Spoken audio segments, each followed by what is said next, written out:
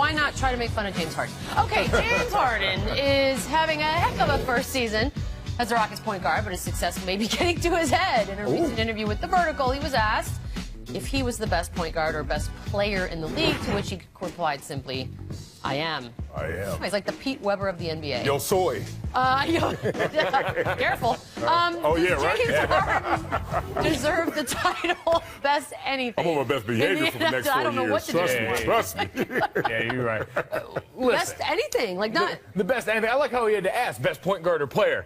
Just kidding, I am. Like, why'd you ask the question then? This stuff, like, I get it, wanting to be confident in yourself, but I'm always going to be of the ilk. If you're that good, let other people tell you about it. In that case, you don't got to be out here pumping up your own tires. And if we're being truthfully honest, we all kind of learned this last postseason, this is still LeBron James NBA, right? Right, You could think you're the best player, but we all kind of know who that guy is still. Well, respectfully, let me go with your logic and say let other people tell you you're the best. And you know what? 2 years ago, they actually did. All of the players voted that he was the best player, not Steph Curry. Last year, he put up historic numbers. He wasn't given an accolade because his team disappointed. And then if you look at what he's doing this year, he's going for his 5th consecutive game of 30 points and 10 assists. The only person to ever do that is one Michael Jordan. And last time I checked in the basketball world, if you do anything that Michael Jordan did, you are great. So, look, he's not LeBron James in the sense he can't play every single position. But if you want to talk about other guys who are making an impact, James Harden at the top of that list. It is bizarre that we continue to talk about best of anything and we don't take into account whether or not they play both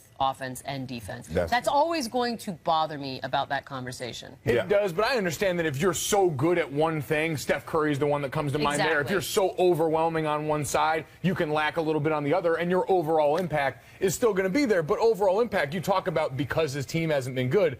I feel like if you switch LeBron James and James Harden on their respective teams right now, LeBron's going to make them contenders. James Harden, not nearly the same effect elsewhere. So he's putting up numbers in a great system, but... Yeah, are they empty calorie stats? Yes. And he plays the Rockets, plays the Spurs tonight. So you know what I told you, that's I'm a win. not really here. That's a win. Let's talk about the Knicks. Why? Okay, we're only 6 games in. The self-proclaimed super team looks terrible. So terrible, in fact, that the team has decided to put Kurt Rambis in charge of fixing their defensive issues in a move that has Phil Jackson's fingerprints all over it. Have fun, Coach Hornacek. The team reacted with this. Melo saying whether we're comfortable with it or not, it is what it is. And we got to buy into that and embrace that. Derrick Rose added, it doesn't matter. God, that's how I feel today. Golick, are the Knicks already ruining everything? How many different of your key pieces can be pulling in different directions 6 games into the season? 6. I mean, Knicks fans have to feel like they're bashing their head against a wall at this point, trying to figure out just what's going on. And all the while, the biggest problem that everyone seems to point to with your team right now is defense. And oh, by the way, you get your team president, Phil Jackson, coming out complaining that you're not running his coveted triangle offense. It just seems like no one's on the same page here, and there's no signs of that changing anytime soon. Well, I disagree because sometimes the plan is not the same as the execution. You just moved into a beautiful, lovely home, right? Thank you. Yeah, and, you see the blueprints, you see the pictures, you do everything, and then when you move in there, all of a sudden you hear something. What's that moving? What's that shifting? All of a sudden, what needs to be fixed? Well, it will occur, but guess what? There's nothing wrong with that because even in our sport, the Buffalo Bills, after 2 games, realized our issues on offense need Greg Roman to be removed. All of a sudden, the offense took off after 2 games. Sometimes you find a problem early, you fix it. Don't be self-conscious. Don't feel bad that others are saying, what's wrong with you?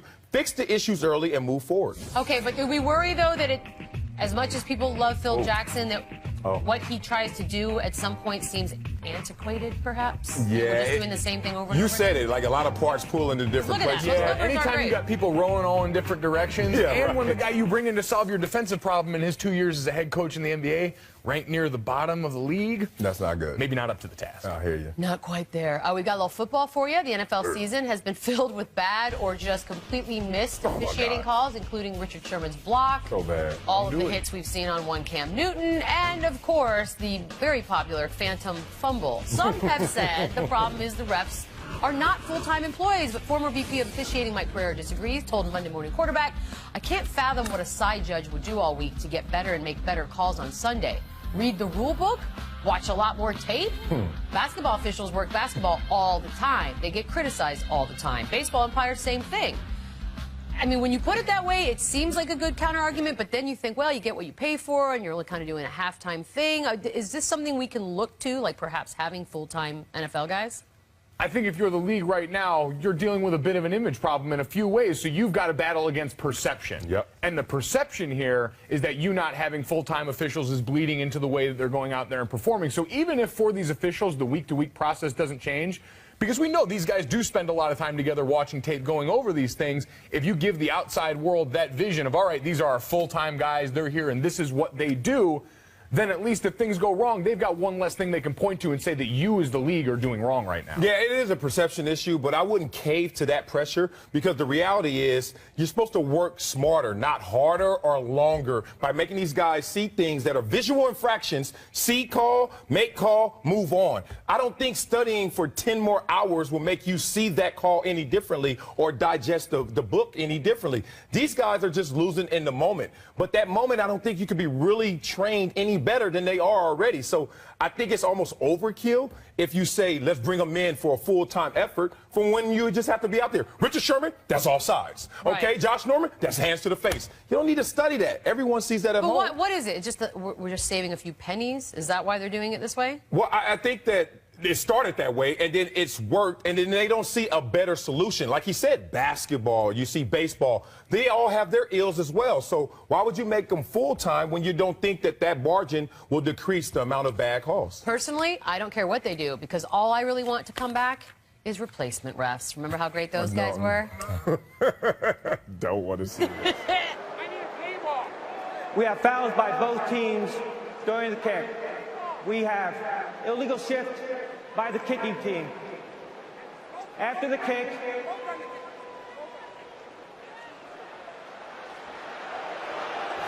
then after the kick, we have a 15-yard penalty.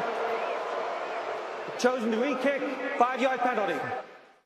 I feel for him. I've been in class presentations that looked a lot like that. That's one of those examples where you may not feel confident in the moment, but you need to fake it till you make it, because we can feel your weakness. Yeah. It looked like he had an iPod with earbuds in, and he was like, oh, I got to say something? It's like he listened to his favorite song. He's like, what? It's like, like he's looking over at someone like, yeah, I get it. Oh, yeah, okay. I like that song. By the way, shout out to my man Golden Tate, though. That was a catch, Golden. I'm with see? you. Okay. See? We've got a story of hope. We need a story of hope. This weekend, we all laughed at Steelers kicker Chris Boswell when he delivered the worst onside kick in the history of the NFL and probably all of football. But Mike Tomlin is not giving up on his guy. Take a listen. We felt comfortable about allowing him to deliver that kick because of what we've seen him do here and in practice-like settings. He felt extremely comfortable about delivering that kick for the same reasons. All those things being said, you got to be able to perform under pressure. Would I give him the opportunity again? I would. Yeah, Rabonas for everybody.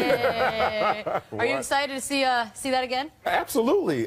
So excited. I mean, look, we've been there before. We've all practiced things, and then you got into the real moment. The lights are on, and you fail in that moment. But what would our sport be if they stopped every single play that failed the first time that we tried it? Like, that's not football. That's not anything in life. So I'm sure he's like 9 for 10 in practice.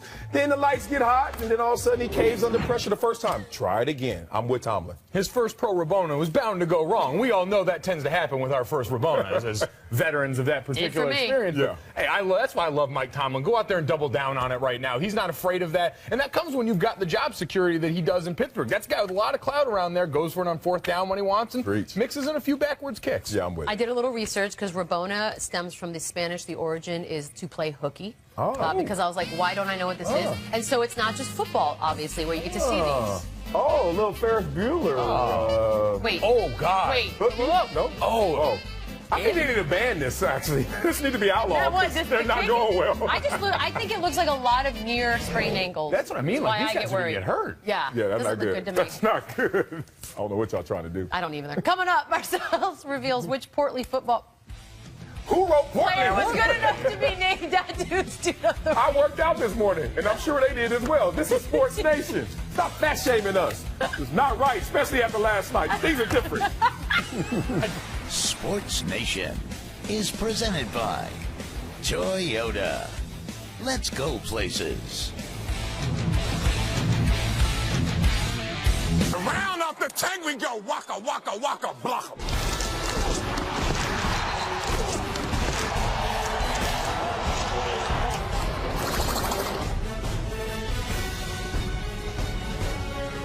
Okay, big dog. Okay. Let's go, baby. It's time for Dat Dude's Dudes. Here's Michelle Beadle and Dat Dude. Welcome back. Yeah. It is time for that news, dudes. It is. You want to remind us of what this is? Yeah. Wait. Oh, okay.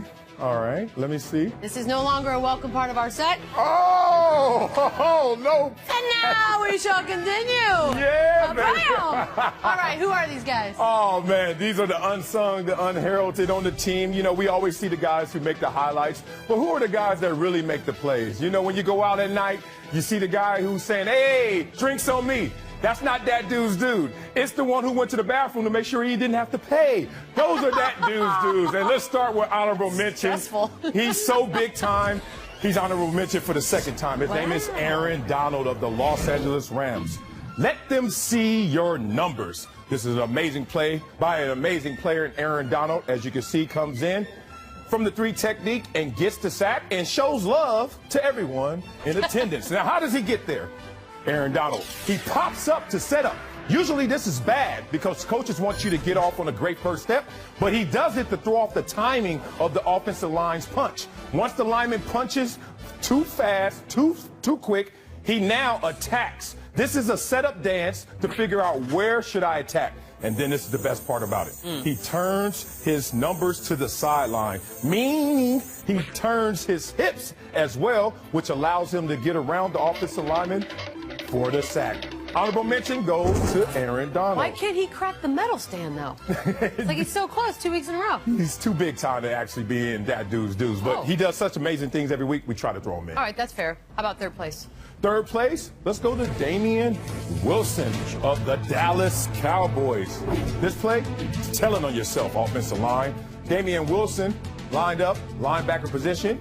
As you can see, he comes in, beats the cut block, does a little cartwheel there, and gets the quarterback sack. Now you can see the slide protection from Damian Wilson. He realizes this. So when you see that slide protection, that tells you this is a pass. Hey, quarterback and running back, that is not a run formation. We understand that. So now he puts his hands on the numbers, an iron fist. That's how you defeat a cut block. Once he puts his hands on the numbers and defeats it, this is the dead leg. We are taught as defensive players to use a dead leg, and it's a turnstile. That means no pressure. There is no resistance on that leg, allowing you to put that leg right back in the grass and keep your balance, as he does so well. Then he finally gets his balance, and he goes in for the quarterback sack.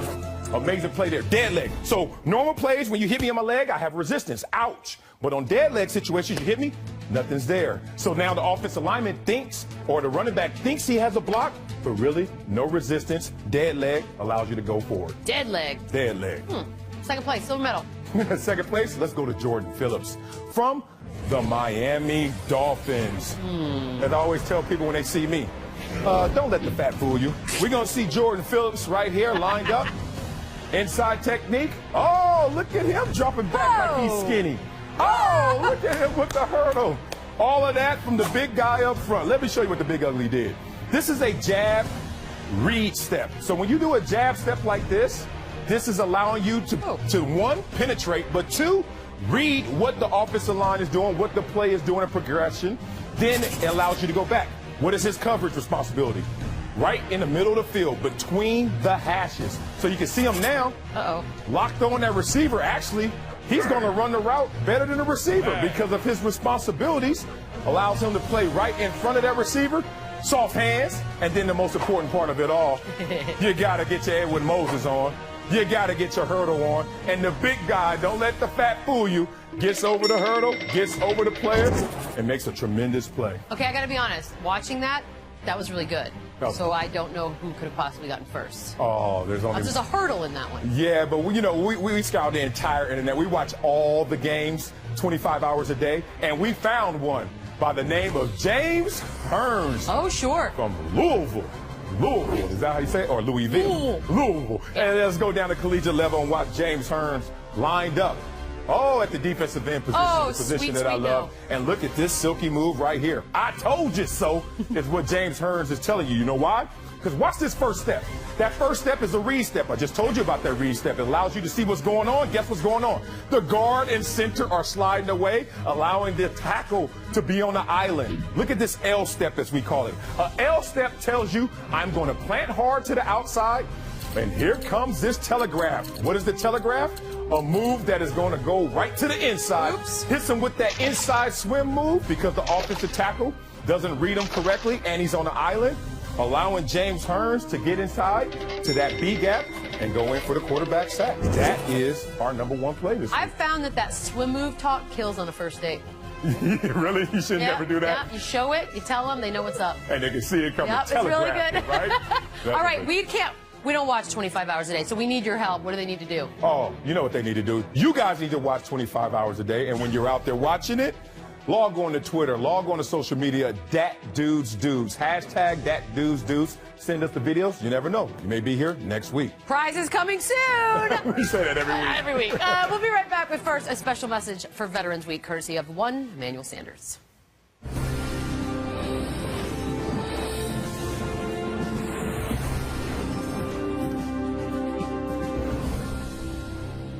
This is wide receiver Emmanuel Sanders of the Denver Broncos, and I want to send a special shout out to all the troops all across the world. I want to say thank you for all that you do. People say that guys in the National Football League, in the NBA, the NHL are the heroes, but you guys are the true heroes. We appreciate everything that you do. Thank you, and God bless.